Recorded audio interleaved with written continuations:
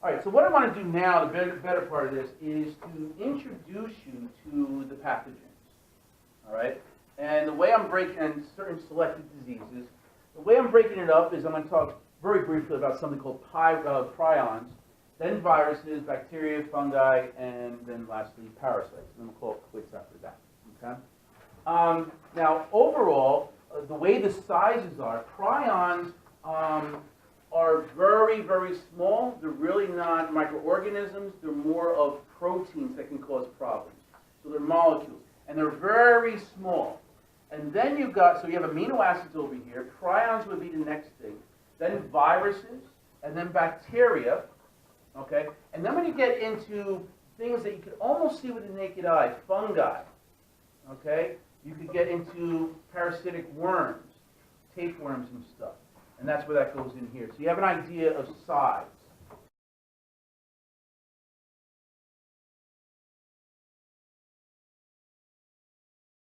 Now, overall, the way your body attacks these things, we could also look at the white blood cells. Now, this is just a rule of thumb on this. We went over a few of these things. But the usual response, if your body gets attacked by bacteria, you're going to see an increase in neutrophils, right? Where you have that shift to the left that we talked about. If your viruses, if there's a virus that's in, you tend to see a lot more lymphocytes going on, okay? Because they attack virus-infected cells. Monocytes and a few neutrophils will go up, but lymphocytes are big. If it's mycobacteria or fungi, mycobacterium, think of TB, okay? And we'll talk about that a little bit later. You're looking at lymphocytes, also monocytes there too. Parasitic worms, always eosinophils. That's something you should have learned from A&P too, okay? You're going to see eosinophils go up, all right? They go up during parasitic worms and in any kind of an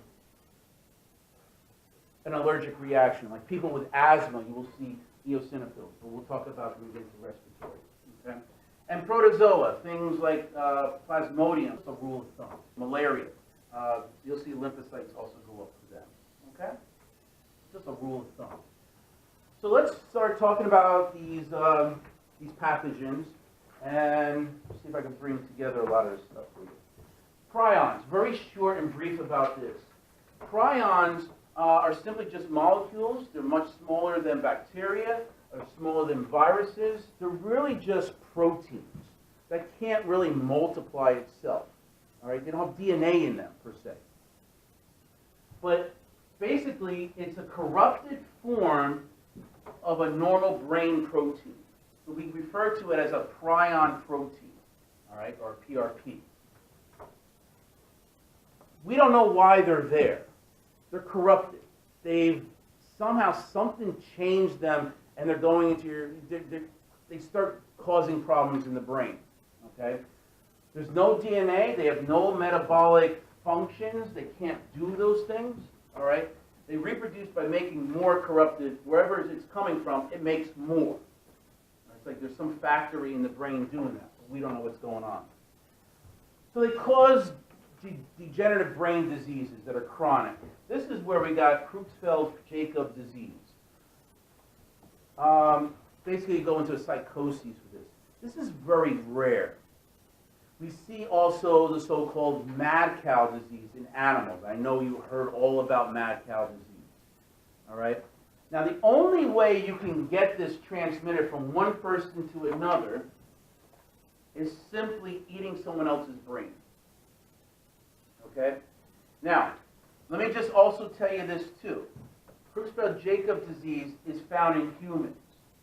And humans can give that from one person to another. So be careful next time you think about eating someone. All right? Not you ate everyone on your plate. No. Okay? And if you eat a comedian, that might be funny. But what happens, you have the mad cow disease.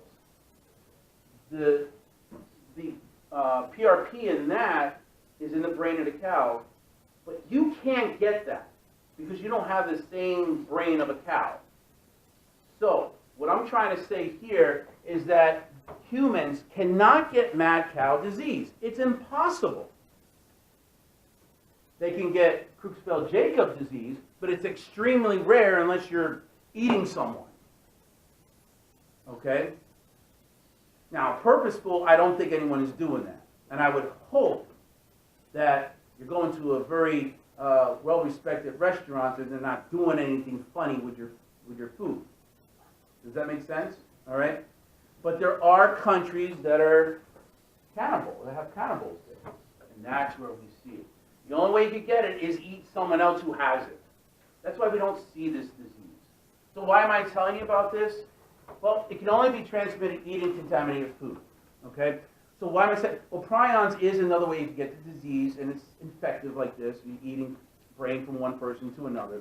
But I'm putting this mainly because you are going to get people saying, mad cow disease, oh, I don't want to get that. But you being a nurse, you could clearly say, you can't get mad cow disease. It's impossible. Does that make sense? But to scare them a little bit, you could get Creutzfeldt-Jacobs disease. You know, I think the only one you've got to worry about is Hannibal Lecter, right? So, you know who he is, right? Okay. So any questions about prions? That's all I want to say about prions. All right, just a little FYI kind of thing on that. All right, so let's talk about viruses. And I'm going to just give you some highlights about viruses. I know you took microbiology, but this kind of stuff might help you just to understand about where we're going with the viruses. I'm not going to spend a lot of time on the review. They're much smaller than bacteria, but bigger than prions. They're either going to contain RNA or DNA. Now, they can't reproduce. That's the problem with viruses. They can't reproduce on their own. They have to inject their RNA or DNA into a host cell, meaning like our bodies, and then our bodies are going to be able to reproduce that DNA and RNA to make the viruses. So there's this RNA or DNA on a virus that's coated with this protein called a capsid to kind of protect that DNA. But then it injects that DNA or RNA into a human cell. There's no cell wall, there's no nucleus, there's no metabolism capabilities. And if you know anything about antibiotics, antibiotics attacks bacteria that is a one-celled organism that is going to attack parts of that bacteria, whether the cell wall, whether the nucleus, maybe the part of where translation is, transcription. That's how antibiotics work. The only way it really works. So viruses don't have all that stuff. So antibiotics can't work on viruses. Does that make sense? We have antiviral medication, and the only thing that's going to do is slow down the reproduction of injecting that into one cell to another. But it's not going to stop it like antibiotics do to bacteria. It's just going to slow it down. You have HIV, you will have it for the rest of your life. It's just slowing down the progression to buy more time for you to live. Okay? It's incapable of replicating outside the living cell, so therefore it's what we call an obligate intracellular parasite. It's feeding off of you, and it's not benefiting us at all. It's only benefiting that critter, the virus. So by definition, it's a parasite. Okay? So a virus stays in you? Mm-hmm. Does it ever go away? Mm-mm. So when you're sick and you go to the doctor and like, well, you just have a virus and send you home, and that's just... Yeah, you have it in you, and right. So what happens is, that's why if you have a vaccine or you have the virus, so let's say influenza, you got to go for another vaccine the following year. Because you have that virus, so your body has already kept it down. Your immune system has kept that virus down. So then why do you have to get another vaccine the following year for influenza? Because it's a different strain. Every year a new strain kind of comes out. And the influenza virus is not the virus that you're thinking about, that most people think about, that causes you to vomit and causes you to have stomach aches. No, influenza is going to have respiratory issues. And that's the one that kills people. It's one of the top 10 killers. So that's what we got to try and get, is to make sure you don't get that influenza virus. There's type A and type B, and we'll learn about that later. Okay, does that help you? Okay. Mm-hmm. All right, so it enters the host, the human host cell, and incorporates its DNA, like I said, into the host and the host cell then unknowingly is going to replicate. We kind of did this with HIV. I think I showed that an example of how viruses work with that. Okay. Now, viruses are just too small to see with a microscope. You need like an electron microscope to do that, but an electron microscope costs like about $200,000 for an institution to have, and it's not really worth having that just to see if there's a virus there or not. Okay. So sometimes what happens is, since a virus is so small, when they go inside the cell, and many of them go inside the cell, when they start doing it, they start clumping together. And when they do, now using a light microscope, the kind you used in A&P, now you could actually see it, and they're called inclusion bodies. Depending on where these inclusion bodies are and which cells, that helps to diagnose what virus is inside you. We refer to them as inclusion bodies. They're found where viruses clump together, and you can see with an electron, with a regular microscope, a compound microscope. Okay, so it helps with diagnosing diseases. So some of these viruses may cause a mild disease. Rhinovirus will cause the common cold. Not so bad, a little miserable, but you know, it's not so bad. Some of them could cause chronic dormant diseases that can stay in you for a number of years before they do any kind of damage. The VZV, which is the varicella zoster virus, this is the one that causes chickenpox. But the chickenpox virus stays in you for the rest of your life, but your immune system is so strong, it's keeping them from partying and keeping them down until your immune system does go down. Whether you have HIV, corticosteroids, you just get 80 years old, your immune system goes down, and now it comes back out, but it comes out differently as a painful thing called shingles. Okay?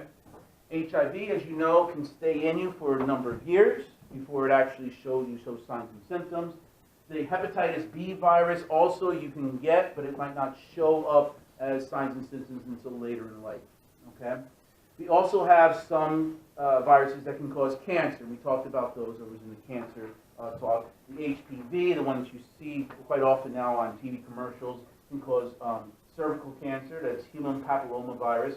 HIV, of course, can cause Kaposi sarcoma. You see that as a blood vessel cancer. And hepatitis B virus can also cause liver cancer. Okay? Okay, so this is what I have over here. I'm doing it this way. This is a kind of a new slide for you guys. It wasn't what I did last time. I want you to know other viruses that are in your textbook that I didn't go over. But I only want you to know what's in that chapter. It's not a lot. It's not a lot. So what I wrote here, only be concerned with the brief information that's in chapter 4 of our textbook, Nature Disease, and this PowerPoint. PPT is PowerPoint. Okay? I may expand further with this in other chapters or other PowerPoints. I may not. What I'm saying here is that there's a virus that I didn't talk about, and it's in the book. It might only be like a paragraph or two. It's not heavy. But I do want you to know that because you're going to need to know that, and I have no place really to fit them in other things. And you need to know about them before you take the NCLEX. Otherwise, you'll say, oh, I never was taught that. It's not heavy. It's just kind of as a matter of fact kind of thing. All right? You're not heavy on here. Like the rhinovirus, right? Causes the common cold. I think it's like a small paragraph on that. It's nothing big. Influenza virus. Now, there is like a paragraph or two that you need to know on there, explaining type A and type B. But we'll even go further talking about it when we get into respiratory. I want you to have some knowledge so it'll make your life easier when we get to respiratory. The rotavirus, this is a very common virus that causes major diarrhea in infants and in small children. Okay? Very common. In fact, my little mnemonic for this one is a03a, right out the anus. Kind of thing. So make those kinds of things on there. The rubeola virus, definitely need to know this one as much as rubella. These are teratogenic. If a woman has this for while she's pregnant, it could pass the placenta. These are important to know. The mumps virus, definitely need to know. You ever hear of hand, foot, mouth disease? Very common. If you haven't heard of it, it's a very common disease that happens in pediatrics. You should have an idea of what Coxsackie is. And I want you to be on the pediatric floor, and you're there for, let's say, 4 years as a pediatric nurse, and you never heard of Coxsackie. You need to know at least whatever's in there, about a paragraph. It's enough to, it'll pop up. I'm sure common things pop up on the NCLEX, so you should have some knowledge of that. The varicella zoster virus, that's the one we just talked about with shingles and the chickenpox. We'll go more into that when we get into the nervous system. And of course, HIV, which you really don't need to know much more about because we've dealt with that so much with the immune disorders.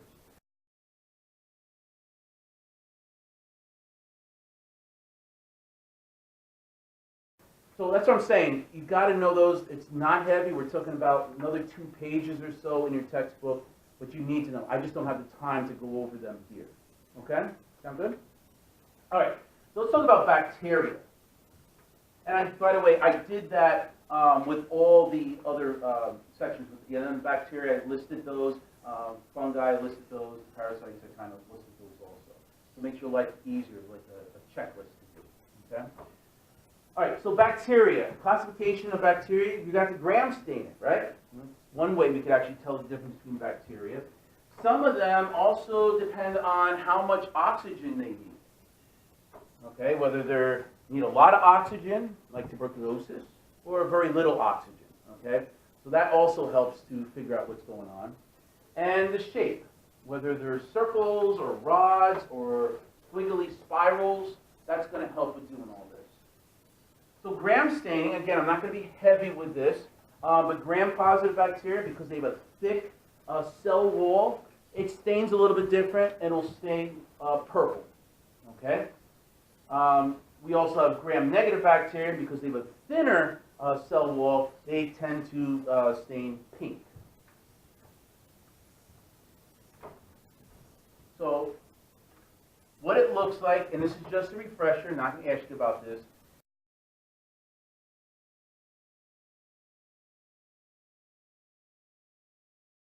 And a gram-positive, here's the cell wall, and you can see here the cell wall is pretty big. These peptidal glycan area, it's pretty thick. But in a gram-negative, it's very thin. That's where the stains can actually be taken up easier on certain ones than the other ones because of the way the cell wall is made. Also, you'll notice on the gram-negative, there's also something, they both may or may not have capsules, but this one has an endotoxin, whereas this one does not. Okay? So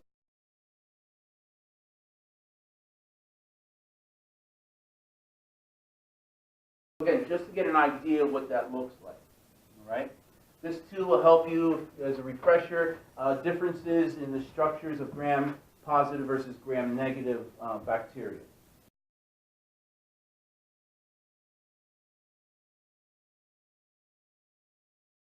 All right? And like I said about the penicillin, penicillin is going to attack the gram-positive much better because of the way the cell wall is constructed. Since the cell wall is constructed differently and very thin in the gram-negative, penicillin can't attack that. So if you know certain bacteria is gram-negative versus gram-positive, it's going to help you when you get to pharmacology. Those are what we talked about, distractors, where you know which ones are gram-positive and gram-negative. If they ask penicillin is best suited for Neisseria, Streptococcus, Neisseria is A, Streptococcus is B, Listeria is C, or D is all the above. If you know that Listeria is gram-negative and you know Neisseria is gram-negative, you know it's not going to be those. But the Streptococcus, what did I say, strep or staph, that's gram-positive. It would attack that. So if you understand, there is some memorization, but it's also knowledge too. Okay? Other features about bacteria, like I said, they either need oxygen or they might not need oxygen. Like I said, tuberculosis needs oxygen, so guess where you're going to find a lot of tuberculosis? In what organ? Lungs, right? It makes sense. Okay? They could have different shapes. They could be balls, they could be rods. Well, here's a little picture of it. Right? So foci are circles. You could have dipofoci where the two circles are in pairs. All right? They could be rods. I guess in Latin, bacilli means rods. They could be like little twist ties over here, or they could be long, like pearls on a string.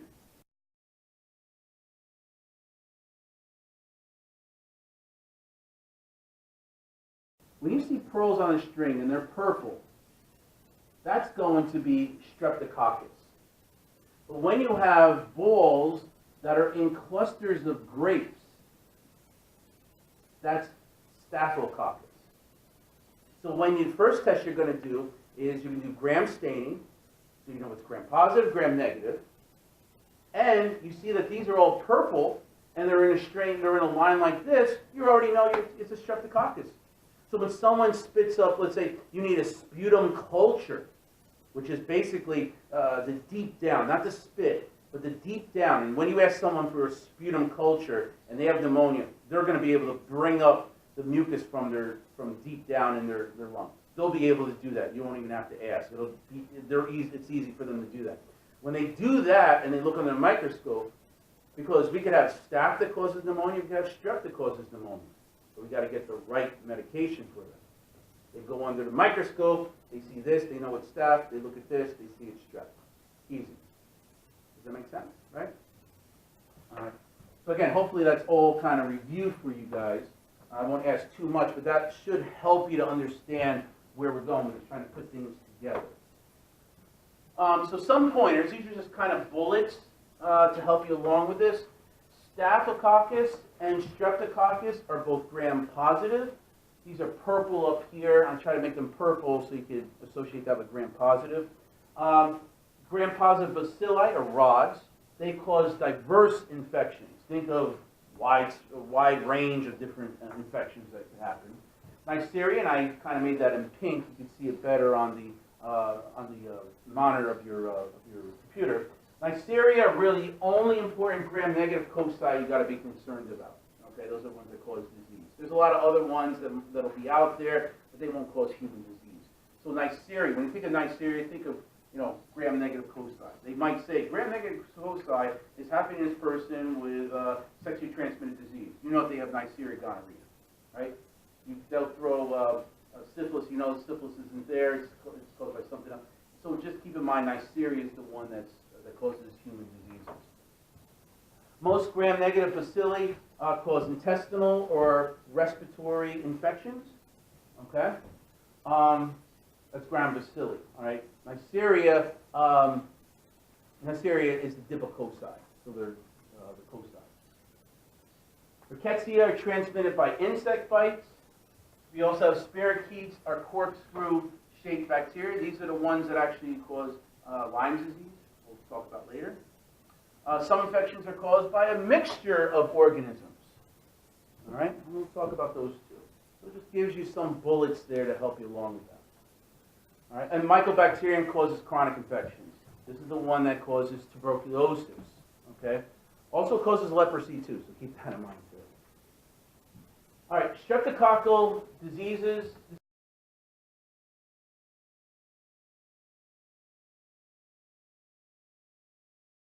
Kind of showing you, I'm not here to, you should have to memorize all this. When we talk about them like impetigo, abscess, pyelonephritis, it'll make sense when we get in all the different systems.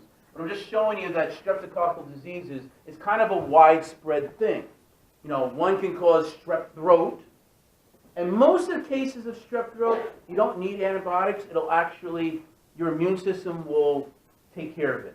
Antibiotics will speed up the process, but why do we give antibiotics? It's not just to make the child or the person more comfortable. The main reason is to make sure it doesn't go into your system, into your blood system, and go to your kidney and cause pyelonephritis, and that'll put you in the hospital for a number of months.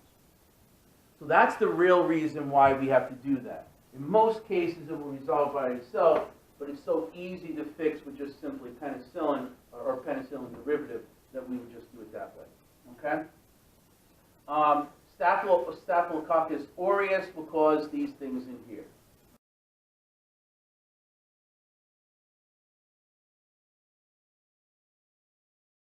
Okay. Again, it can cause pneumonia, and streptococcus can also cause pneumonia. Yeah, pneumonia, full-blown pneumonia. All right. So again, knowing what the bacteria is going to help you with what kind of medication you're going to give. All right. So questions about those? All right. So let's talk about pneumonia. All right.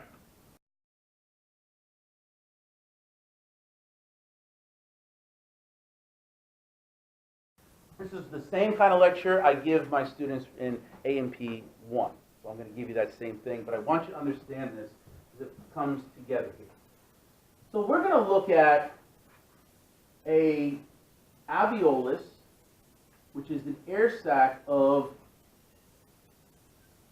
the lung. And the air sac of the lung has epithelium, which is what I'm drawing here. Here's the air sac. And the epithelium that is making up the air sacs is what? What type of epithelium?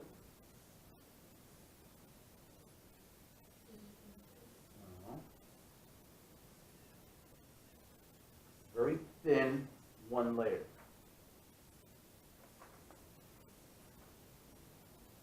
Good, simple squamous. Okay, so we have simple squamous epithelium over here, okay? And this air sac is going to ride alongside a blood vessel. And the blood vessel will also have simple squamous epithelium lining it.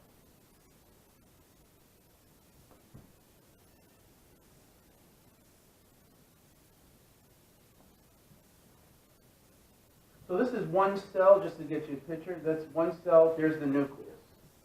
Very thin. It'll bulge there where the nucleus is, but it's very thin. And in a blood vessel, there's going to be, sorry, it's green, but these are going to be red blood cells. Does it make sense? Okay. So the air sac is going to accept oxygen coming in.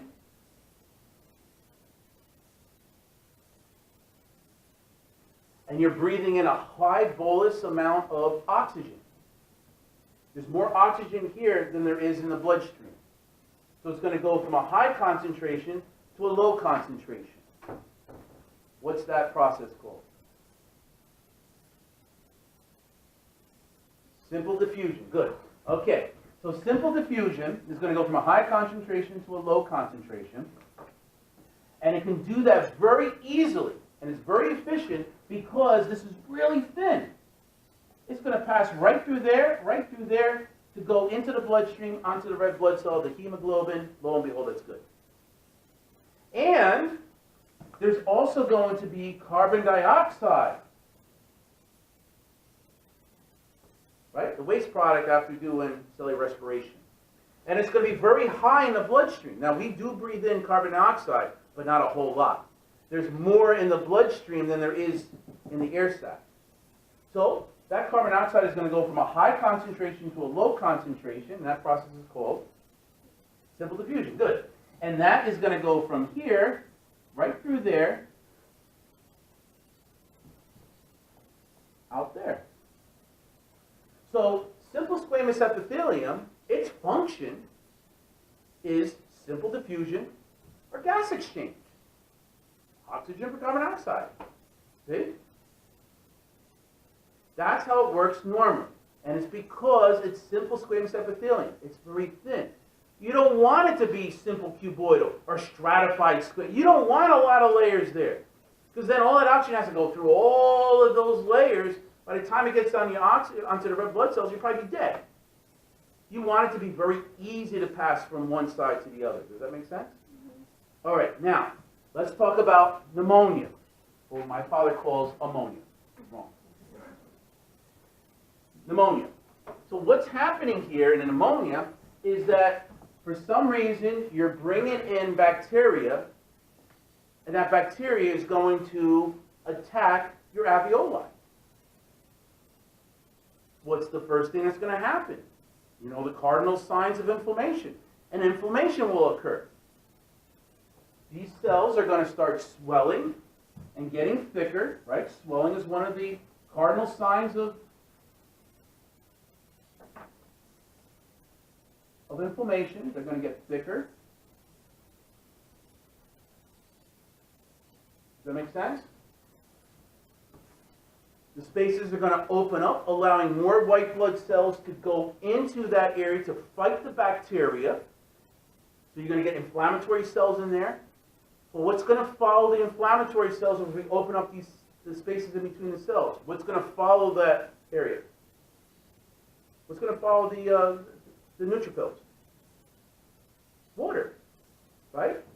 Because the capillaries here, they allow more permeability, more water going out there. So now you're going to have tons of water in this area also with all those inflammatory cells. Is that the fluid in the picture? Yes. Okay. So now you got all this water in here. You're going to have inflammatory cells. You're going to have thicker cells over here. Now look what's going to happen here. The oxygen in pneumonia has to go through here, but it has to go through all of this water that's here. And then it has to go through all this thickened cells over here onto here. And then the carbon dioxide has to go from here, going through all this water to get, you see what's happening? Your carbon's going to increase over here. Oxygen is going to have a hard time getting into your blood vessels. This is why people die of pneumonia. They can't breathe properly. And when you listen to their lungs, these are all congested in there because of all that fluid. Does it make sense? Right? Yeah. What does a steroid do compared to an antibiotic in that situation? Because I know when you... Well, steroids, what it'll do is it'll open up the airway to get more oxygen there. But it's still not going to do this area here. You don't want to. It's kind of a double-edged sword because it opens up your airways, but it's also going to decrease your immune system. Right? That's why people die from pneumonia. If it's people who, let's say, 80 years old, their immune system's already down, you see a lot more people. It's one of the top 10 killers of America. Okay? So again, I want you to understand pathophysiology. It makes sense why, and you don't have to memorize all the signs and symptoms of pneumonia if you understand the pathogenesis. Why are they short of breath, right? Why they sound congested. Why when you listen to their lungs, you hear a lot of bubbling water. Call them rails and stuff. All right? Does that make sense? Right? This is fun, right? It's making sense. Okay. So that's a little bit about pneumonia.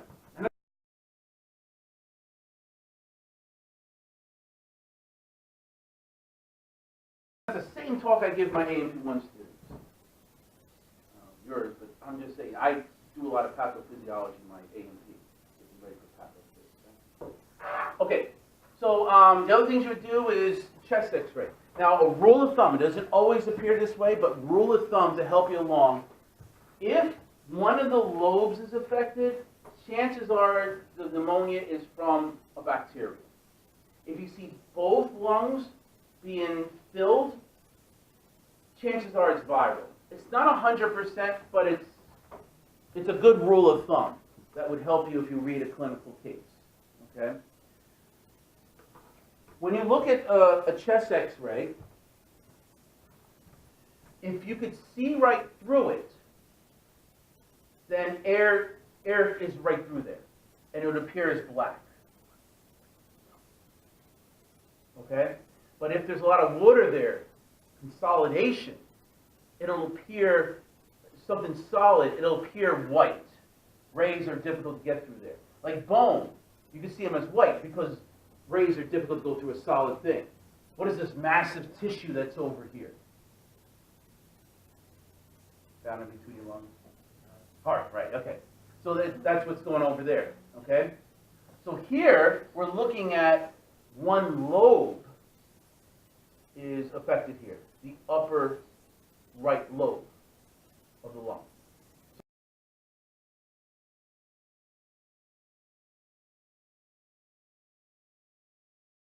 All right, so let's talk about TB, or not TB.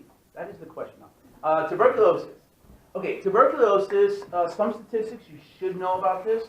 This is the #1 infectious killer worldwide. #1. What's #2? Talk about it. Yeah, malaria. Malaria is #2. Okay, we just don't see malaria up here because of the mosquito, right? That's certainly the innocuous mosquito. It is the #1 cause of death in HIV patients, and also the #1 cause of death in antimicrobial resistance. All right, so if the antibiotics are just not working, they usually get they have TB in their system, but that's what they usually die of because they're not going to be able to resist it. We'll talk more about that later. All right, so it's caused by this bacteria. It's a pretty easy one, Mycobacterium tuberculosis, because the species name has tuberculosis in it. It's an obligate aerobe. It needs the oxygen. That's why we see most of it in the lungs. It's a gram-negative bacteria, but it doesn't stain very well. It has this waxy coat on it, and it doesn't stain the gram stain very well. So it needs a special stain called an acid-fast stain that actually stains red. But that's just an FYI for you, and hopefully you talked about that in microbiology, but it needs an acid-fast staining on there. It's transmitted through air droplets, sneezing, coughing, that kind of thing. And what happens is it affects most organs. Usually death occurs because of the lung involvement, but it can be in bone. It could be in other places too. And what happens is it can lie for a long period of time. For instance, you get it from someone. Someone coughs on you and you get it. Now the problem is, not really a problem, what happens here is that you get it, but because your immune system is so great, chances are it'll destroy it. You build antibodies to it. Should you ever see it again, you'll still see the antibodies. But if your body doesn't clear it up fast enough, it goes in your lungs and it sets up camp. It realizes that it's going to lose the battle. So what does it do? It doesn't want to kill itself, but it kind of goes into your lungs, builds a wall around it so that the immune system can't get into it. Now, what they're going to do inside this walled off area, which by the way is called a tubercle, it sleeps. And it could sleep in there for a number of years, a number of decades. And these tubercles could be the size of a pea, could be the size of a golf ball. But it sleeps in there. Won't cause you any harm. Unless you have multiple areas of this, then it's going to occupy a lot of lung space, and it's just cutting down on the amount of gas exchange areas. But more often, you might have like 1, 2, 3, maybe 4 areas like that. And the way I like to look at it is, I think what they do is that because I don't understand how this happens, but maybe I think there's like a lookout. It notices that one of the little bacteria are going to look out there with a periscope and look at the immune system and says, oh, it's still strong, we can't do anything. You guys just rest down there and just keep on sleeping.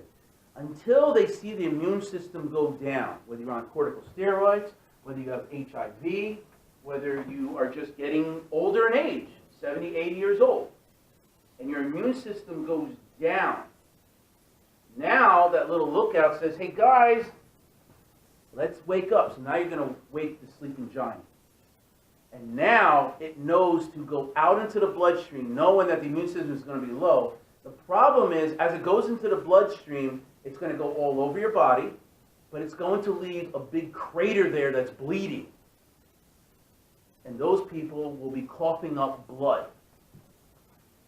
Something we call hemoptysis. I'll show you how to spell that in a moment. So what happens here is that the bacteria can be reactivated because you're immunocompromised, elderly, HIV. And what happens here is that you have these tubercles, and it leaves these cavities there when they leave there. And so now when people cough up blood, the bacteria is in that blood. And that's how you spread it too. But keep in mind, hemoptysis, this is the whole thing that kind of showed you the whole trajectory of this.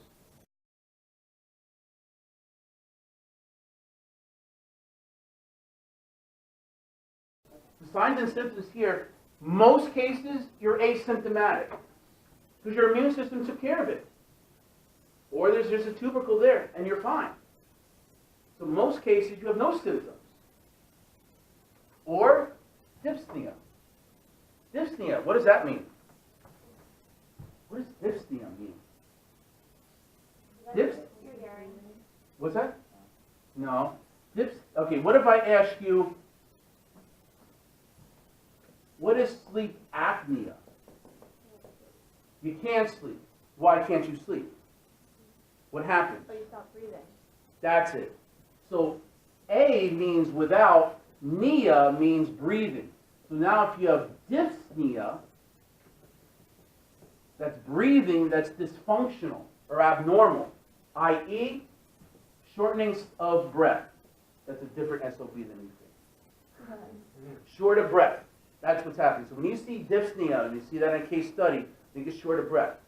That could be a lot of different things, right? You can be short of breath because you have heart failure. You get short of breath because you have pneumonia. You have short of breath a lot of things. You ask me to run from here over there, I'll be dyspnea, right?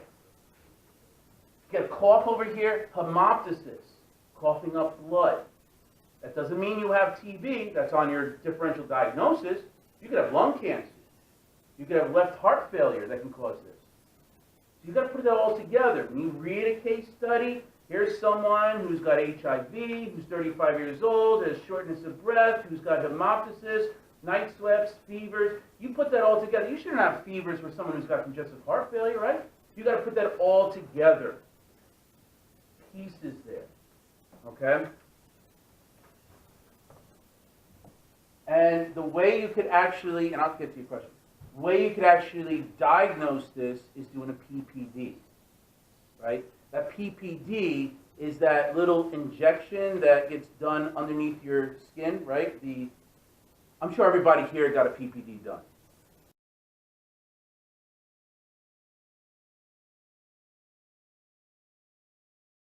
What type of hypersensitivity test is that? Type 4, it's delayed. You get the injection, you have to wait 2 days to get the results, right? Because it takes that long before, if you have been exposed to TB, it takes 2 days or so for it to show up on there. Does that make sense? Okay? So that's what that is over here. Now, if you had a PPD done and it comes back positive, then what's the next test you do? Chest x-ray. Because PPD just tells you that you've been exposed to TB. Does not mean you have tubercles in you. You could have been exposed to it, you had a good immune system, and you destroyed all the bacteria before it set up camp and caused tubercles. But because the PPD came back positive, we got to do a chest x-ray. You've been exposed to it. Now we do the chest x-ray to see if you do have tubercles there. If you don't, super, you don't have to worry about it. But it'll always be positive. I'll get back to that in a second. But if it comes back as the chest x-ray has these tubercles in it, and you can see them as these circular circles in your lungs, then you're going to need a 4 antibiotic regimen for 6 to 9 months. Because regular antibiotics cannot get through that wall.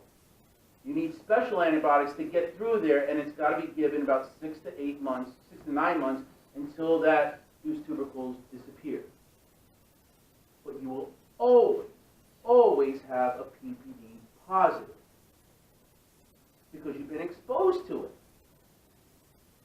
Doesn't mean you have tuberculosis. That's why I have big issues that if you had a PPD positive, you're wasting time a year later when you got to do a PPD test again. For what? It's going to be positive. Even if you do it 20 years later, it's going to be positive. Does that make sense? You're going to have the antibodies to it because you've been exposed to it. So I don't understand the rationale. The only thing I could say with that is that money-wise, they're thinking maybe it was a false positive. And it's cheaper to do a PPD for, I'm just giving you numbers, so I don't know exact cost. A PPD costs maybe $20 to do, a chest x-ray may cost $150 to $200. So they rather do a PPD once. Again, sometimes they ask for 2 if one becomes positive, to make sure it's not a false positive. That's my only debate why a lot of institutions do that. So if it's truly positive, it will always be positive. Okay? Other questions? No? All right, so let me just tell you about bacterial infections. All right, so this, again, like I did the viruses. All right, only be concerned with this brief information that's in your chapter, which, again, the nature of disease, and this PowerPoint. Okay? I may expand on that. I may not. But it's just that material. If there's something I didn't talk about here that's in the book, in this chapter, don't go further into the chapter, don't go into other books, only in that chapter, there may be a paragraph or 2, just know that, all right? So here's a few of them. Staphylococcus. You should know Staph aureus and Staph epidermidis. They cause certain diseases. We'll go further systems. Strep. You should know all these. There's Strep pneumoniae, right? Causes pneumonia. That's a pretty easy one. But there's also Group A strep, Group B strep, Group D strep. And you'll see there's about 3 or 4 paragraphs on there. You should have that idea about those. There is no such thing as Group C. I don't know what to tell you about that. I guess there's no such thing as B batteries. I have no idea why, but same thing here. Diphtheria, all right, you should know that one. Clostridia. We talked about the Clostridium perfringens, right, causing the necrosis. But many of you, if you haven't, you will definitely hear about it. C. difficile, or better known in layman terminology, C. diff. Right? Who here has heard of C. diff? Right? Okay. C. diff is a big thing in the hospital area where it grows when you have a lot of antibiotics given to someone. So, and that causes a lot of, it causes pseudomembranous colitis. And we'll talk about that when we get into the GI system. You have this diarrhea that goes on. So you should have an idea about these. This one causes tetanus, right? Botchol. This one causes botulism. So you know a little bit about them already, all right? But just worry about the ones that are on here and what's written in the book. Neisseria, you should know Neisseria meningitidis, which causes meningitis, and also gonorrhea, which is a sexually transmitted disease. Now, I just want to also mention very briefly, you have one big section, probably about 5, 6, or 7 pages on sexually transmitted diseases in this chapter 4. Disregard that. I'm not going to ask you anything about sexually transmitted diseases except for the things that I'm just talking about over here, okay? I'm going to save sexually transmitted diseases, something different I did with the other class I taught. I'm going to save it when we do reproductive system. It just fits better over there, okay, than to put it over here, okay? So just worry about the ones that are on here. Bordetella, pertussis over there, whooping cough, right? And Pseudomonas is also the other one you need to know. Pseudomonas is a pretty big one for you to know. Swimmer's ear, if you heard that, right? No pun intended. But yeah, that's those are the ones you should know. And again, it's only like a paragraph or 2. They're not big on there. Don't worry about other information elsewhere. If you want to do that for yourself, but you're not going to get tested on that. Okay? So those are the ones that you should know. All right? Oh, and also Mycobacterium, which is TB, which I talked about. Okay? That was not too bad.